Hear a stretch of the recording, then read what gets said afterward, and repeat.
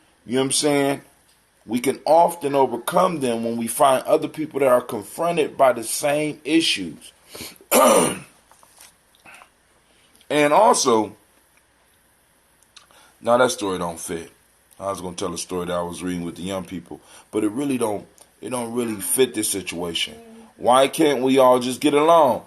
Brother Kwame, man, you so funny, man. Stop it, man. You know what I'm saying? The team always make or breaks the chief. I don't understand. The team always makes or breaks the chief. That's very true.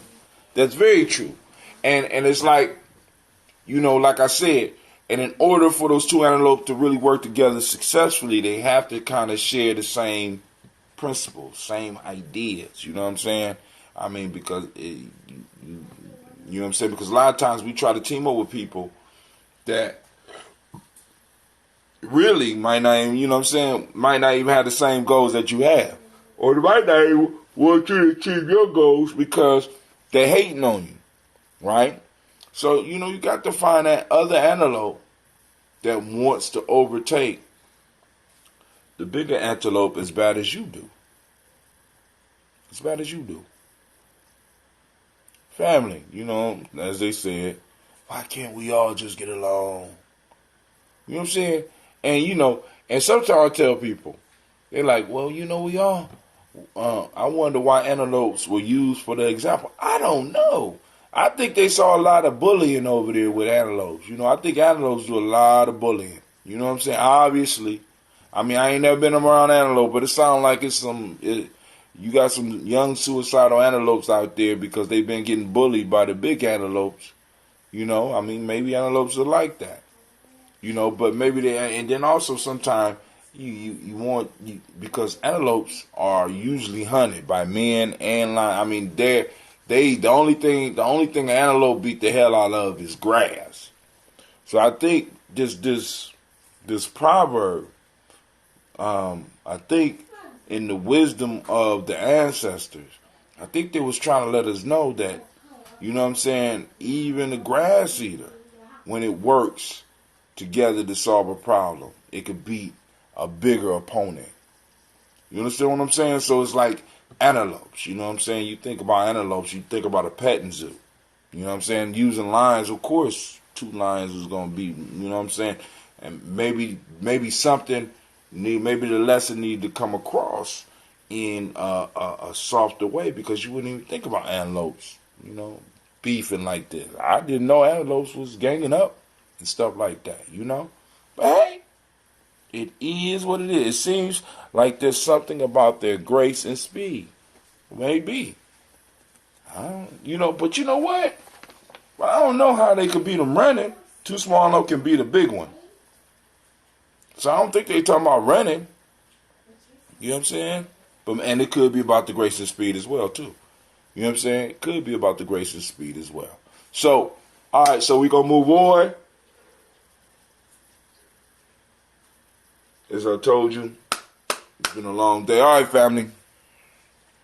And what a lot of people don't understand, like, it's certain activities that burn. I guess we do understand it, but it's certain activities that burn more energy than something. I could work with people, with most people, all day. You know what I'm saying?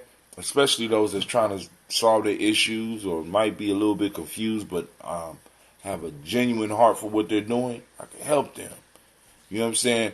People that are kind of not real about it, kind of drain me, but I could do that for a long while. But sitting down and trying to write stuff sometime and put stuff together in a coherent fashion so that people can understand, not just young people, but people can understand, is very, very draining, taxing on me sometimes. You know what I'm saying? It's more draining than some of the stuff that I do. So I'm kind of tired because I've been writing all day. I've been trying to put together a slideshow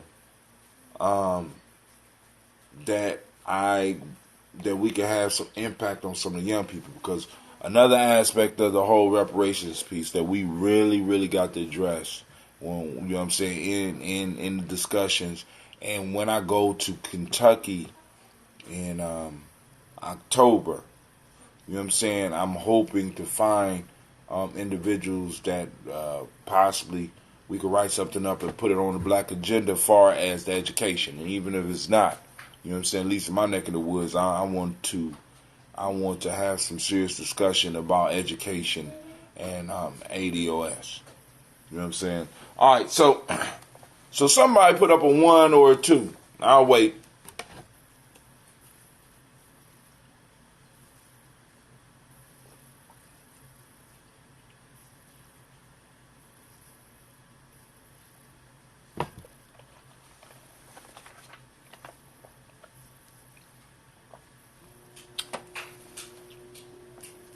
Man, don't make me have to do that old corny music again. Come on now. Don't do that to me. 1 or 2? 2. Thank you. I think that's Anubis. Sasha said, you supposed to be in bed. It's real life here at GME Journey. What are you doing? Go to bed.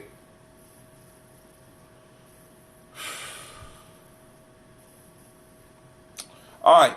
I believe that it would be almost impossible to find anywhere in America a black man who has lived further down in the mud of human society than I have, or a black man who has been any more ignorant than I have, or a black man who has suffered more anguish during his life than I have.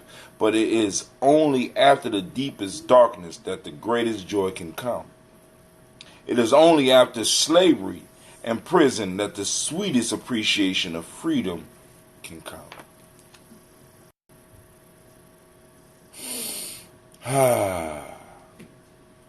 That is Malcolm X. Now, of course, for me, I'm always going to go to the end. You know what I'm saying? Because now, part of becoming a legend is having a story worth telling. Right? Having a story worth passing on. And Malcolm X, through his transformation, had fuel to put behind the words. Because we know many of people with a fabulous vocabulary. We know plenty of people who can talk. But Malcolm had a story. Malcolm had a narrative that helped him identify with people.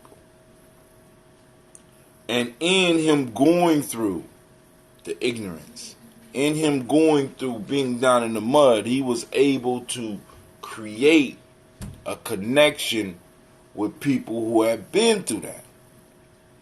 Now, but the key lesson for me is when he get to the part where he says, but it is only after the deepest darkness that the greatest joy can come. Buddha said all is suffering, right?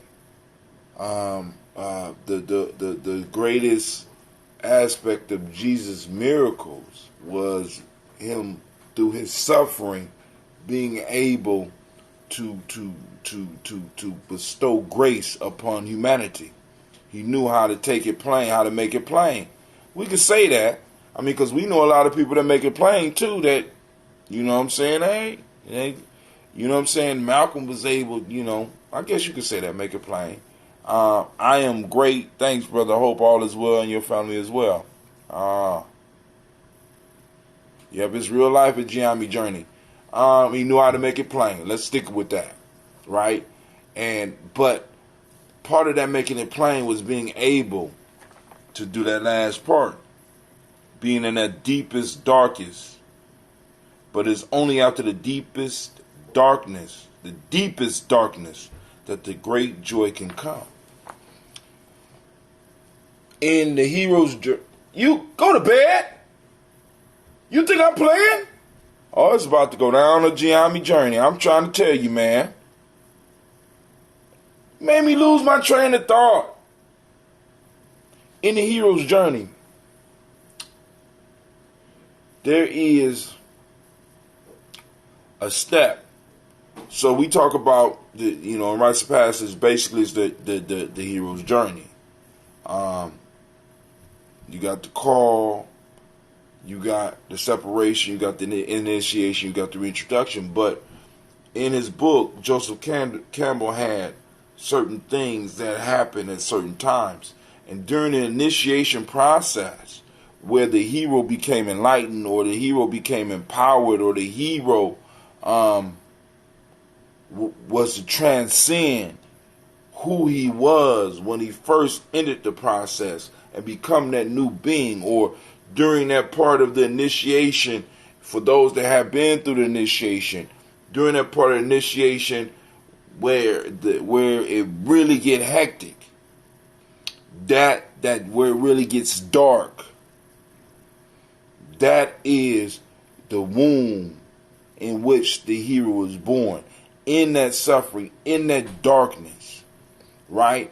That if it's allowed, see, because at that point in time, a confusion falls over the individual, and it's just from my experience. So it might be different for some of y'all out there, but when you're there, because there is a confusion that falls, or at least that fell upon me, and an opening happened. In the story that I tell, and I told it on the show a lot, so I'll run through it real quick. It's called I Know You, and I had a martial arts teacher, and in order to get in this class, I had to go through a lot in order to really even be part of the class. And the brother's name, he's on the toast list. His name is Tony Clark.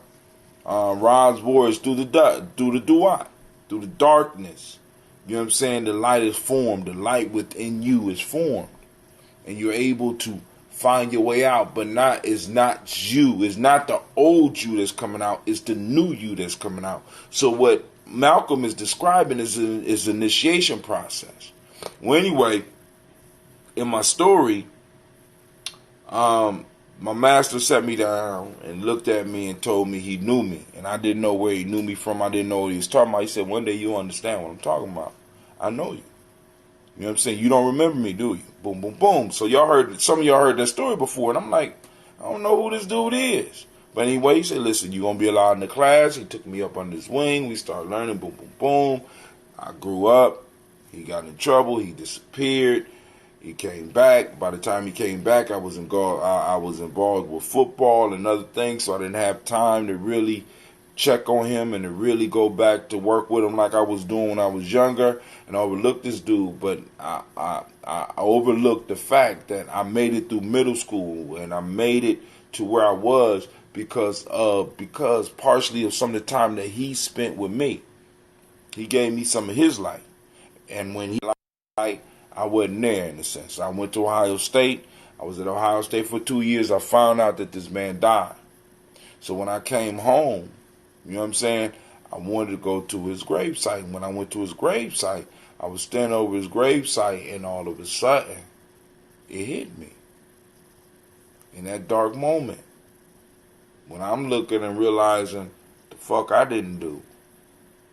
You know what I'm saying? And I'm coming down on myself, and I'm feeling bad. In that moment, I remembered where I knew him from. And in that moment, everything became clear. Not just the fact that where he knew me from, but a lot of stuff became clear for me. And a lot of it I couldn't hold on to, but it was like that moment where it's like, damn. Right? So, but that's part of it, that when you go through it, you get that clarity, you get that moment. And in a sense, Malcolm was able to hold on to it, because some of us, what happens is when we go through it, because this is common in the hero's journey.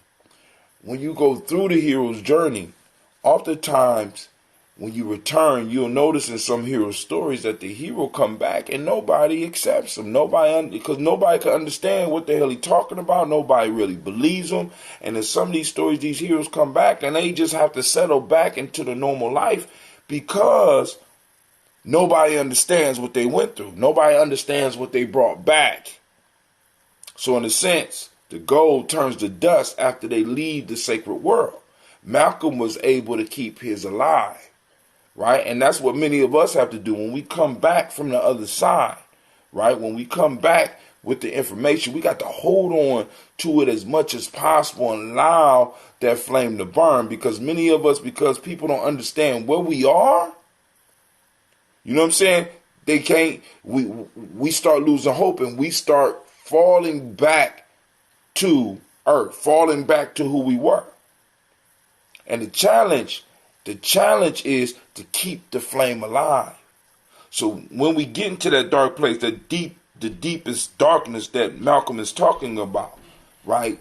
To get comfortable with not understanding, without necessarily knowing, being lost in the mystery, and allowing the joy, allowing that whatever you call it, allowing that energy to enter you so that you can glean as much as possible, so that you can keep it alive as long as you can, so that when you bring it back, if you have to write shit down, boom, boom, boom, you have to be able to share that message. Many of us are losing messages because we come back and we feel ashamed to be able to share what we came back with. I started saying fuck that a long time ago. You know what I'm saying? I'm like, I don't have time for that. I done lost a lot of years holding back my gifts, holding back what was given to me, holding back what I was able through the different aspects of my journey, being able to bring back. I got to hold it back because other people in remedial classes. I'm not doing that shit no more. And family is not for you to do. It wasn't for Malcolm to do. Malcolm was Malcolm because he was able to hold on to that glory when he returned. He said it's only after slavery and prison that the sweetest appreciation of freedom can come. And I want y'all to understand what's also going on here. We got this polarity thing going on. It's like in the middle of the polarity. How, you know what I'm saying? Basically, the question is, how do you know light if there's no dark? You know what I'm saying? How do you know joy if there's no pain? They need each other to exist, and our goal is to get right in the middle, because in the middle of it is where all our power lies. And what that sound like? That sound like part of the toast that I make with us every morning. I need y'all to understand, family, that those of you that participate with me in the toast, every morning we're doing a ritual, and we are forming our pact with the past and the future. And we are at that crucial point in that moment where everything is actualized, where we get energy from the past and we're getting energy from the future right here in this moment right now. And many of us just wasted. In a sense, Malcolm is talking about taking advantage of the goddamn moment. Many of us are just sitting, we're just sitting in the dark place. Dark place. We're scared of the, you know what I'm saying? We're regretting the past. We're scared of the future. We're just sitting in the dark place. Open up to the mystery, right? That's why they call it the mystery system, family. Not because they was teaching you some deep math shit. Not because they was exposing the secrets of the universe to you. They was exposing you to the secrets that are within you. And that's what a lot of us are missing, right? We're waiting for a motherfucker to write a book so that we can read it and learn the secret. When you are the secret, you're what the world been waiting for. Malcolm understood that. Malcolm walked in that. And it could be scary because people won't understand you. People won't want to accept you. But like, you know, come on, fam. Come on now. So, I ain't trying to do all that, but, let's, embrace those deepest darknesses. Understand. You know what I'm saying? Or if you don't understand, they don't even understand. Just rest in confusion for a minute. You'll know. But some of us are so impatient. See, she said, read Marianne Williamson's poem. Who, the white girl running for the president? You're going to have to send it to me. I don't know that. Is that the white woman? Our deepest fear. She wrote that? You talking about the white woman running for president that's talking about the $100 billion for reparations? I like that shit. I might like, well, I mean, I don't like the $100 billion, but hey, we all got to learn. $100 billion ain't shit. Our deepest fear is taxes. All right, family. So now we're going to move to number 1. We made it through. He. Anime, get ready. Anime. Wake up. Get ready. He who fears being conquered is sure of defeat.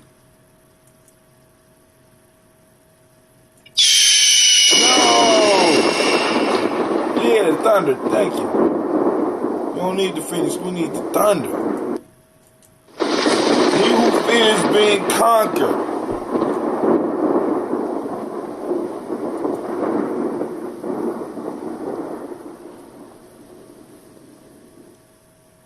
He who fears being conquered is sure of defeat.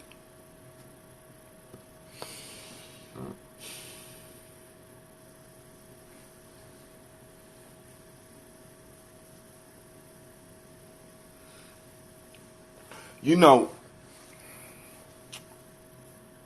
one of the things I learned in the streets, I was never really good in the streets.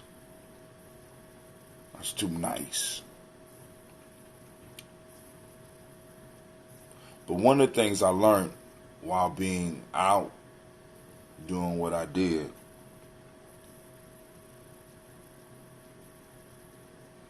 was not being scared of losing, right? You know, I give shit away. I got, not getting no money, none of that shit. But I never feared losing a fight. I never feared getting hit in a fight. It's natural. It's what's going to happen. You're going to run into somebody that's better than you. You're going to run. And when I start dealing with the situations like that, it didn't matter how big they were, it didn't matter how skilled they were. You know, that's when I was younger, though. Y'all leave me the fuck alone, right? But I had to get over just tuning in. Late basketball practice. What's up? What's up, Sister Navita? He who fears being conquered is sure defeat. And one of the things that I learned is that, you know, understanding that it's a possibility that you could lose. And even like, once again, embracing that fear, embracing that darkness, makes it possible for you to overcome most opponents, if not all of them. Oh, girl, you missed the whole conversation. I'm not about to rehash. You're going to have to catch it on the replay. So, far as us, family, listen. I know a lot of y'all are like, because of course I got to bring it back to the reparations. I got to bring it back to your health. I got to bring it back to all that. A lot of people talking about, well, if we don't, you know, we're doing politics in fear of losing, in fear of being conquered. That guarantees that we're going to lose. Family, we got to understand that anything that we want, whether we're talking about reparations or we want better schools, anything we want, it's a possibility that we're going to lose. It's a very real possibility, and we have to be willing to do it anyway. We have to be willing to speak it anyway. Why?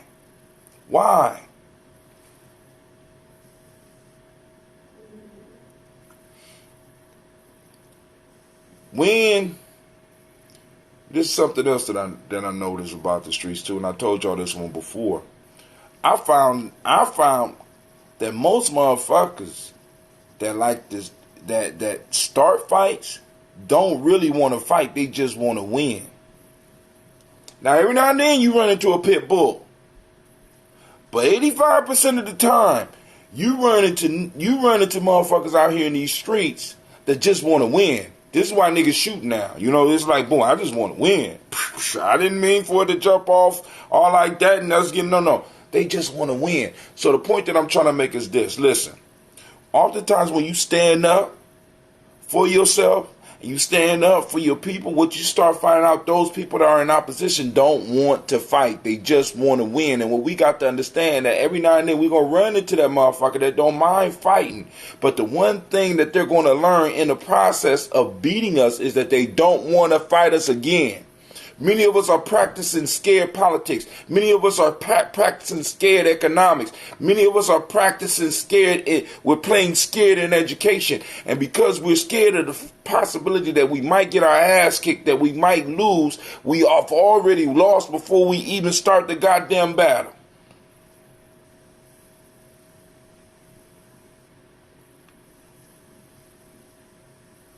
My bad, she is running. Didn't know that. Didn't know what, Jackie? Who running? Oh, so you looked it up?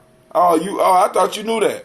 You had met an opponent whom you could surely defeat, but you were distracted to an art form that is a must, that it was a must that you practice, and you take the loss for bettering your weakest art form. Yeah. Shit. Dude. See, we only see, for those people that are fight enthusiasts, you only see the end product. Please understand that all those individuals that are undefeated in the actual ring got their ass kicked in the gym over and over and over again.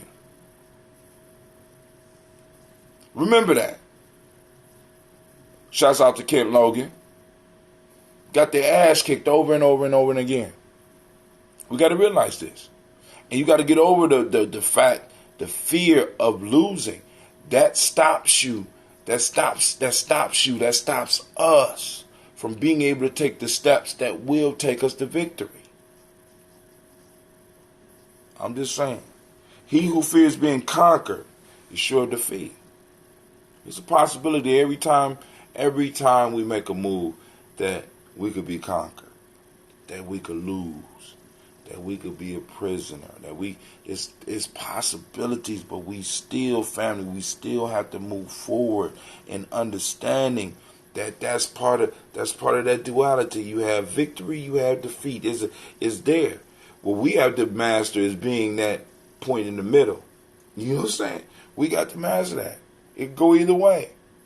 All we got to do is put our best in, because like I said, most opponents, even on a universal level, most of them just want you to be scared. They don't want to fight.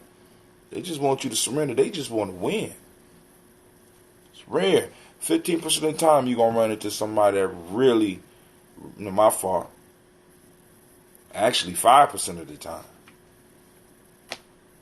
I'm just saying. You're going to run into somebody that really want to do that. So, any other comments? Lines are open. If y'all want to call, we can have a conversation for a couple minutes. If not, then I'm going to get out of here. So I get up. I got to iron. I got to get ready for the rock and roll call. I'm really excited. Also, I want to remind everybody out there, family, get on the black signal. Text G&J to 25456. If you want to be one of the daily toasters, text toaster to 25456. Also, I want to remind everybody that we have the G&J Mall popping off on the 30th of March. That's the last Kuumba of the month, right? The 30th of March from 12 to 6. We still have space for vendors. We still have space for you to come and grace us with your face. Come introduce yourself to me. Let's sit down. Let's talk a little bit. Well, I mean, I don't know if I have time, because I'll be running around. I'm working. You know what I'm saying? I try to stay busy. I need to know if you got, I already sent you a compliment out early. Yeah, I got your article. Yep, already got it in the file for next month. Brother Kwame wrote an article. Sister Jackie wrote a beautiful article that's in this month's newsletter. All right? And I got a little piece up on the front explaining what we're trying to do with the newsletter and stuff like that. Where is it going to be? The mall will be at 3500 Refugee Road, known as Millennium Community School. We're trying to put the community put the community in the school for real. Providing space for entrepreneurs to shop their wares. Very affordable. If you pay in advance, it's $20. Now we had to change this. If you pay in advance, that means in advance don't mean 5 minutes before we open the door. I'm standing at the door. I'm about to open it. You give me no. It's $20 if you pay in advance. If you're a regular vendor, if you're a food vendor, it's $30 in advance. After that, I think for food vendors it goes up to $60 on the day of, and for regular vendors it goes up to $40 on the day of. All right, so and what we're trying to do is, first off, like I said, the market is the heart of the community. The market is the heart of the community. This is why it's kind of hard for us to organize where we are right now, because all the markets are controlled by who? Come on now. I want y'all to think about that. All the markets are controlled by others. Markets have been places where we have been organizing, strategizing, doing the things that we need to do and getting the stuff we need to survive since, I ain't gonna say the beginning of time, but damn near. You know what I'm saying? As soon as we start developing some affluence, we started, boom, setting up a space. And most of our kingdoms were built up upon and around markets, being able to control the market. Shay Whitey and Say Arab. There you go. There you go. He said it, I didn't. So how you gonna organize your community if your market is colonized? Think about it. How you gonna build your school if your market is colonized? How you gonna take control of politics in your community if your market is colonized? The colonized is where people get information and actual products that help them survive.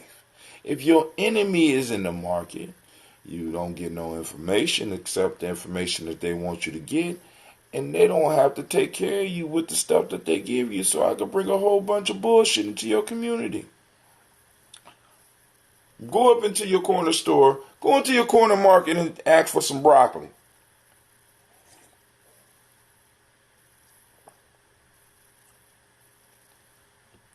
We got to update the strategy. A lot of the markets online. I agree with you there, but let me say this to you. There's a lot that's not. And there's a lot that can't afford to open stores.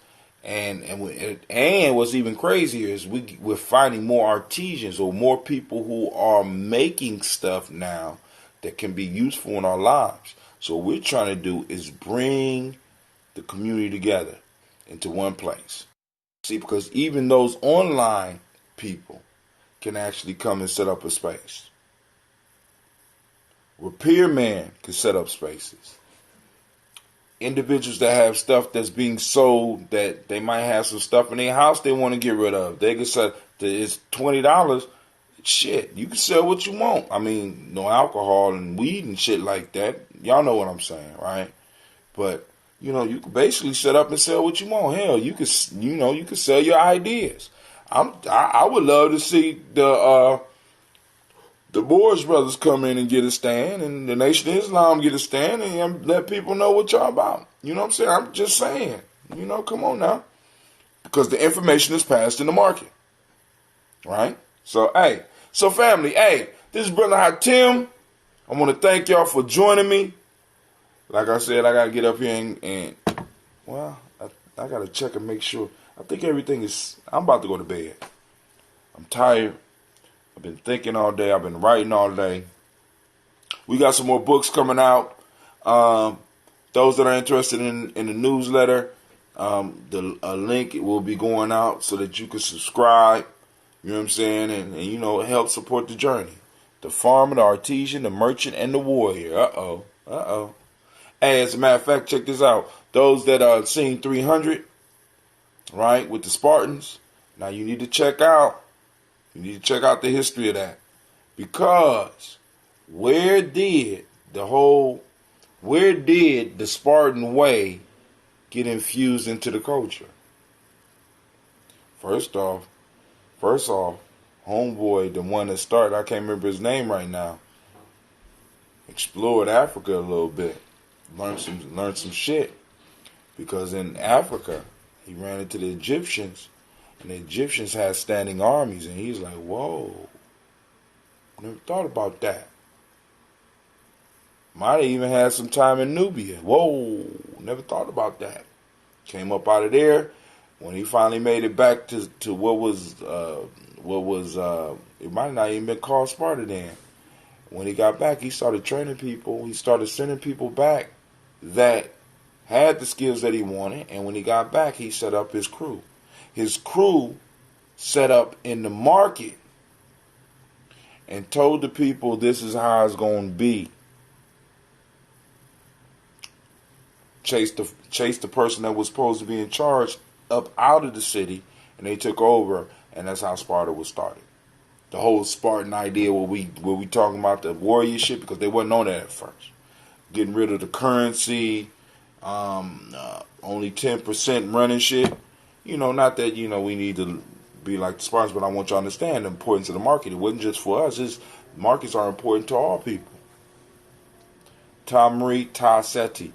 And Brother Kwame gave us a word to describe what we do, and it's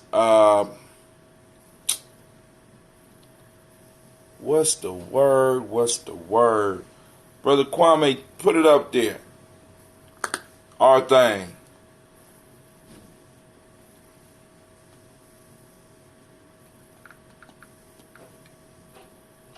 Marie Tassetti. There you go. He learning them classes, just showing off. Black Yoda's showing off. Look at him. Look at me, everybody. I can speak ancient Kemetic. Just gonna show off. Keep it up.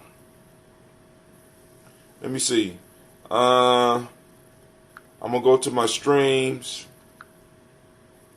And I need to go and write this. I'm gonna write this. I need to put this on my mirror so I can say it every morning. And it's kind of a live little saying. He gave it to us on Kuumba. I think, let me see. Come on, Kwame, help a brother out. What is it?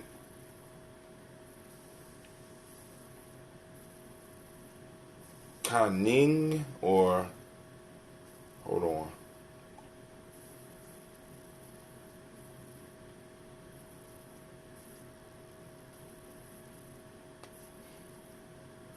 What's this date? Imani. It was on Kuumba. No, yeah, it was on Kuumba. Oh, here we go.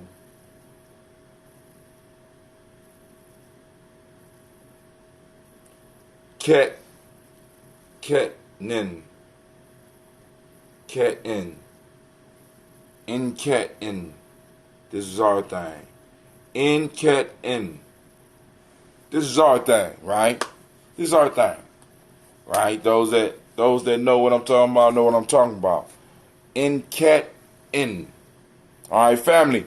I'm out. This is Brother Tim. It's 19 minutes after 10 p.m. I'm out. Y'all have a great night. Thank you for joining me. Make sure you like and share. Help us spread the movement. If you are not in GI, if you're not on the Giami Journey page, go on and like. And once again, share. Help us build it up. All right. I will see the Daily Toasters in the morning.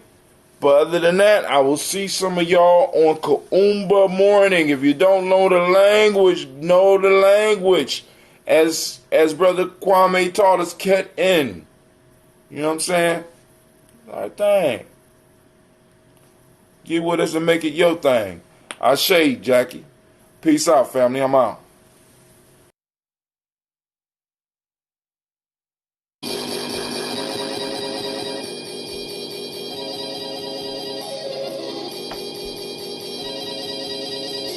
Mr. Diddy, Mr. Diddy, Mr. Diddy.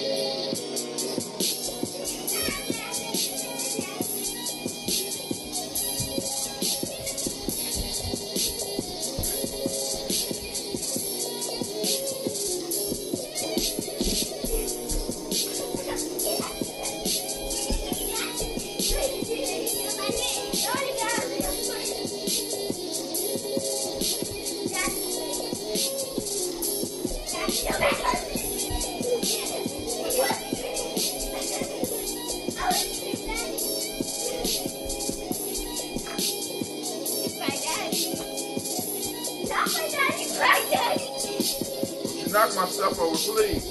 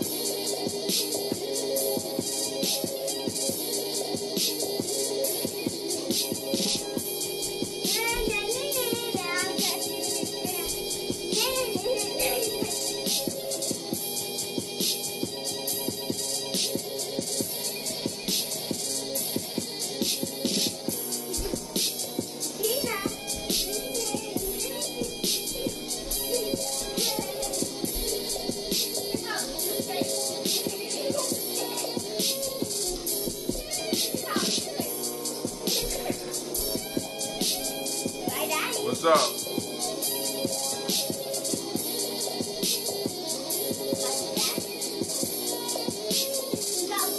Gina, this is space. Gina, this is base. This mannequin thing is base. Na, Gina. Peace, fam. Yo, this is Gianni Journey, and I want to welcome you. This is Gianni Journey Media. Hold on. First, it is the home of the stubborn minority. What? Second, it's the congregation of the mighty. Third, doing too much. Real life here, Gianni Journey. Third, right? It's the place where your hustle builds muscle. This is Gianni Journey Media. And this is your host, your brother, yo, humble servant. Yes, that's right. Brother High Tim, and this is Tribal Quotes. And of course, this is the Heart of a Summer production. Where we strive to blow up your Thank you very much, ladies. Y'all go on back and go on and play. We're about to have some adult talk. We we got tribal quotes going on. We on day 74 for those that don't know. In tribal quotes, we go from Giami Journey Workbook, tribal quotes by myself, Brother Hatem Giame. We go through this book, and we are on day 74. This is a process of self-development, a process of self-discovery, and a process where we learn, where we do what we call wisdom mining. You know, twice a week, we sit down together and we do some real work, where we start having the discussions and other things pop up, right? Hopefully a lot of them got to do with issues that's going on right now, today. Hopefully you get something out of it. Hopefully we're bringing some type of value to your life, because we want to repay the community, because the community, especially in Columbus, well, really all over the nation, or really actually now all over the world, are giving us support for all the little things that we're doing here in little old Columbus, right? We got something else coming up real soon for y'all. So I want, you know, I just want to prime the pump for you. I want to get y'all ready. I want to get your mind ready, because we're about to move into a whole nother level. Because if we get the support we need for what's coming next, the stuff that we're going to be able to bring you is going to be on a whole nother level. All right, family. So now, do you know what an ASMR is? No, I don't know what an ASMR, and I don't think right now is the time for you to, unless it got something. Does it got something to do with this right here? What I'm doing right now? Yes. What does the ASMR got to do with this right now? ASMR is a video that you eat food and there's a mic and they can hear you chewing the food, but you don't talk at all. It ain't got nothing to do with what we doing. Mic and they can hear you chewing the food. Alright, right now I went up to Hootsuite and it's playing live, so y'all gotta excuse me. It ain't got nothing to do with what we doing. Mic and they can hear you chewing the food. Alright, right now I went up to Hootsuite. Alright, cool. So here we go. So there's been some memes popped up on me. It's official. I'm on day 18. Tomorrow I'm moving to day 19. I got my broth in here cooking right now. Of my 21-day Nguza Saba challenge. Now, I think I may have to go into a Nguza Saba challenge the week after, because one of the things that I want to show is that with the farming that's going on in our community, Columbus, that I could get at least 3/4, if not 2/3 of my food from the urban gems. Matter of fact, I think I could have a whole diet based on the production of the urban gems. That means I will eat nothing. Well, let me say at least 2/3. Let's say 80%. Let's say 85%. Is that about 2/3? That's not more than that's. Let's say about 85%, because of course I would need the bread. I would need some stuff to wrap stuff up with. But I'm thinking that my breakfast, my lunch, and my dinner can come from food that I will get from the Urban Gems, because I want to support the program. I want to hype it up, and I want to hype up the Giami and, of course, the Millennium Community School connection to this thing. So I'm going to show people that we can have a sustainable diet off of the stuff that we're bringing out. You know, when you see my young people up in the market, or you see videos of us, and you see the young people out there hustling them greens, you know what I'm saying, selling them greens, those are greens that they grew inside, and now that it's warm, we're going to be able to do it outside. So family, listen. And also, speaking of that, before we get into it, let's have some serious talk, family. Listen to all those entrepreneurs, vendors, anybody else, any type of services. We want to make sure that you understand that G&J Mall is not just A mall. No, it is. I mean, it's a mall, but in the mall sense, I want people to understand that it's bigger than, like I said, if you have stuff in your house and you want to do a rummage sale, you know what I'm saying, it's portable, bring it on up. You know what I'm saying? If you have services that you want to offer, get a booth. You know what I'm saying? We're trying to provide the community with connections so that they could get everything that they need. Now, let's say 75% of what they need to be able to live. We want people to be able to come, and for that next week or for that next month, they don't have to have that need in their life. I want cleaning supplies. We already got somebody doing that. We got people that you can hook up far as food, because some of y'all are so busy you don't have time to cook. So why not contract with some of the people that might be there to go and do some daily meals for you? You know what I'm saying? Why not get some of the services? We got masseuses in the community. Why we got lawn services in our community? We got services and products that could provide 75% of the needs of our people, so that we can start funneling that money back into our community. You know what I'm saying? Funneling that money back in our community, at least a percentage of it. You know what I'm saying? It's already bad enough because, like, maybe 3 years ago, Gianni tried to do something with this deregulation of utilities.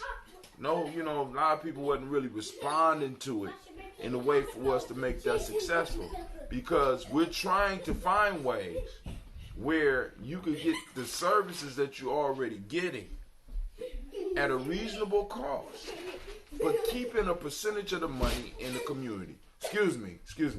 First off, ladies, I'm doing my show. Second off, I want that cereal on the table. And I don't want you eating that right now. That's for the morning. I don't even like the fact that we got that. You know what I'm saying? So, you know, y'all gonna get, you know, I'm on my fast, so when I come off, y'all be ready for some changes. Where's oh my God. Somebody been drinking my damn ambrosia.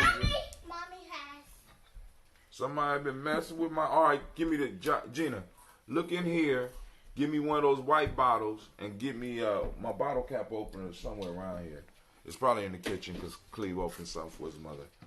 Give me one of those white caps. Could you take that bottle in there and take the bottle in there and wash it off for me, so when because we know how it's gonna come out. So now we're gonna get into the folktale. Lines are open, by the way, family. A white top? Yeah, right in here.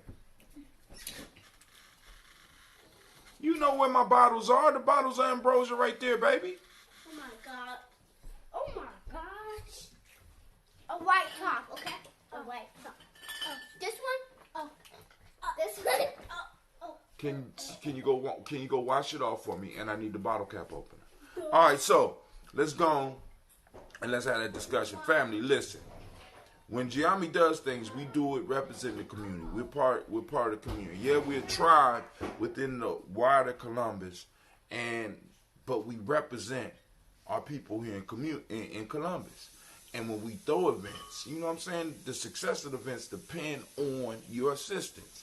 So when you see our flyers, when you see our post, you know what I'm saying, you need to like it. Well, we would love it if you would like and share it. If you down with us, we need you to like and share it, right? Because we have to start getting the word out about everything that we're doing. Can Gina open it?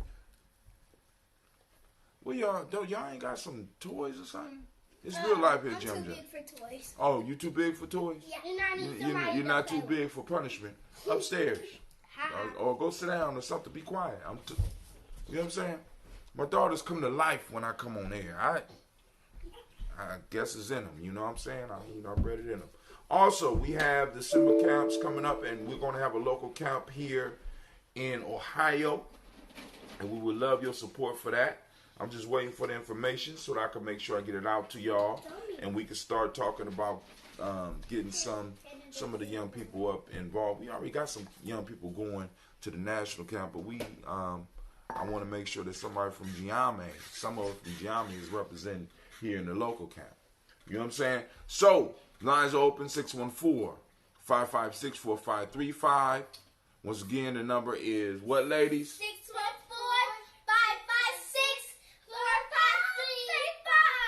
614-556-4535. That's right, 614-556-4535.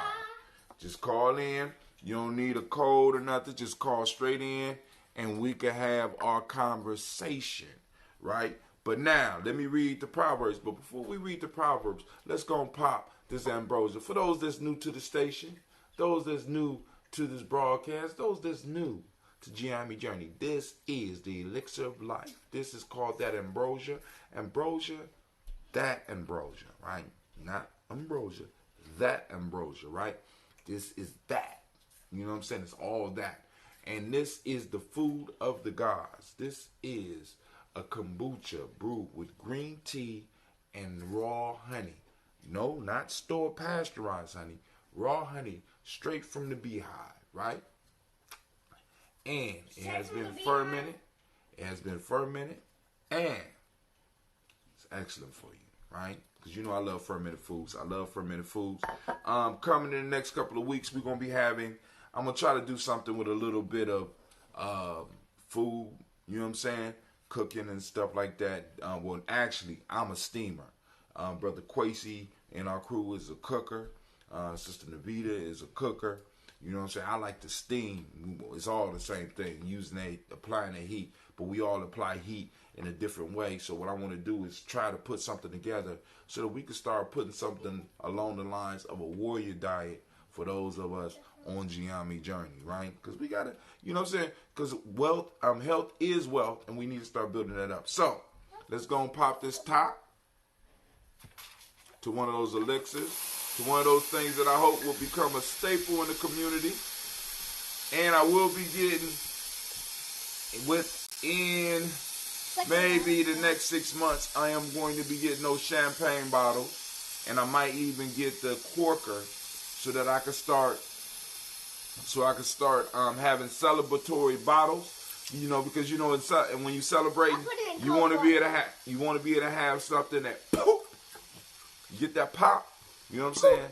And we can provide that here at Giammi Journey, as well as something that fills you up and is good for you, Sasha. I just told you I ain't want you eating cereal at night, so you just violated what I asked you to do. Go spit it out. Why you putting your fingers in what I'm about to drink? It's time for y'all to go to bed. Real life here, Giammi Journey family. I'm trying. Y'all, you go on pour libation for me. Pray for me. Meditate. Send me some energy. Because, you know, Bye. Good night. Good night. Good night. 51. Got young babies. Hey. So we're going to finish popping the top off after you cap it. Now, when you open in our brew, right, like from the small bottles, you got to cap it so that it goes out like that. And then you could go on in after the pressure's released. Look at that, beautiful. Look at that. Look at that. I'm not going to ask you to go upstairs again. All right, so unlike the toast, we don't have to wait to go in. Oh my God.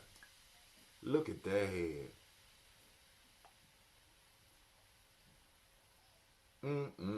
I could say something so inappropriate right now, but I won't.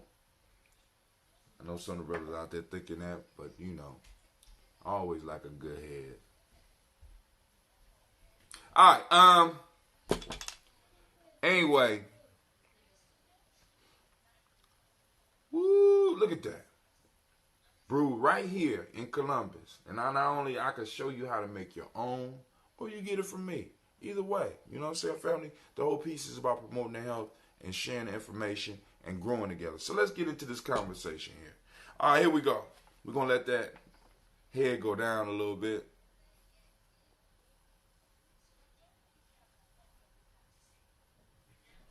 All right.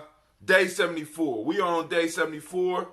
We use this. When we're doing tribal quotes, we use two books. We use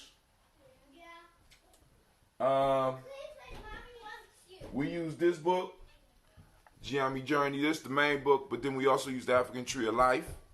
We're going to start another round. We on day 74. This book go up to 90 days, right? And at the beginning of the process, I read. So you go back. All you got to do is follow the days. Go back to the very first. When we open up, we always reopen up by explaining how to use this. But far as the show, we do it once a week, so it's 90 weeks. You know what I'm saying?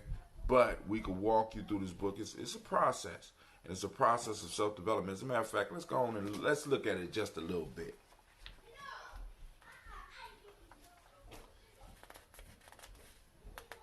Geometry Journey Workbook, Tribal Quotes, compiled by Brother Hatim. Talk about my love for the Proverbs. Let's get here. How to use the book. After years of going through this process, I have found that it is best to do them in the proper season. Although you can start right now, I suggest you start or restart the process in the proper season. The proper season is easy to find and will be explained more in depth in another book. If you want more information about the right time to start and determining your personal season cycle, feel free to check out my blog, Geometry Journey.